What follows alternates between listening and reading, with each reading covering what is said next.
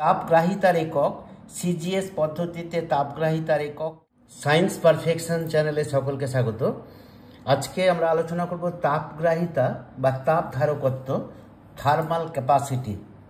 তাপগ্রাহিতা কোনো বস্তুর একক তাপমাত্রা বৃদ্ধির জন্য যে পরিমাণ তাপ লাগে তাকে ওই বস্তুর তাপগ্রাহিতা বা তাপ ধারকত্ব বলে। কোনো বস্তুর তাপগ্রাহিতা ইকুয়াল টু ওই বস্তুর ভর ইন্টু বস্তুটির উপাদানের আপেক্ষিক তাপ। তাপগ্রাহিতার একক সিজিএস পদ্ধতিতে তাপগ্রাহিতার একক ক্যালোরি পার ডিগ্রি সেলসিয়াস এবং এসআই পদ্ধতিতে তাপগ্রাহিতার একক জুল পার কেলভিন।